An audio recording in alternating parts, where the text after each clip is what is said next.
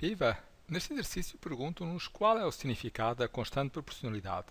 E vamos começar por calcular essa constante. E antes disso vamos ver que tipo de proporcionalidade é o que está presente nesta tabela. E reparem no seguinte, à medida que o número de pessoas aumenta, o preço do bilhete diminui.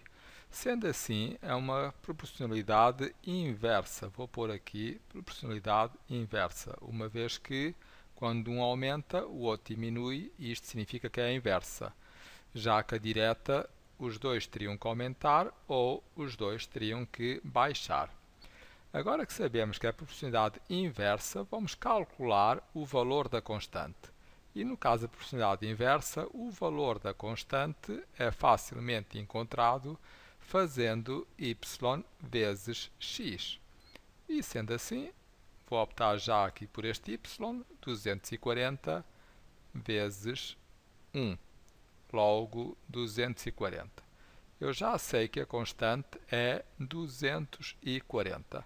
E agora, o que é que significa estes 240? Será que isto é a lotação do barco? A resposta é não. A lotação do barco não pode ser, uma vez que o 240 está aqui no preço do bilhete. E, portanto, não pode ter a ver com o número de pessoas que o barco leva. Da mesma forma, a hipótese C diz-nos que o preço do bilhete de barco por pessoa. Será que isto é a constante?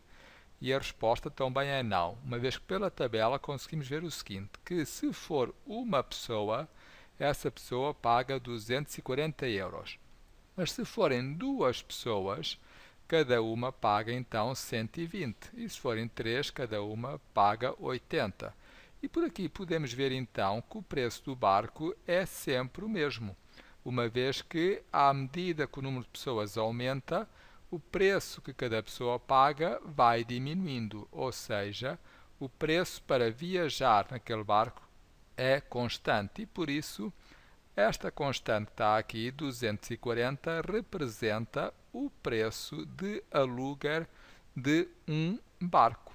E reparem que faz sentido. Se formos alugar um barco e esse barco custar 240, se for apenas uma pessoa a viajar nesse barco, essa pessoa terá que pagar integralmente os 240. Mas se forem duas pessoas a viajar, podem dividir o preço do aluguer por ambas e, neste caso, cada uma só paga 120.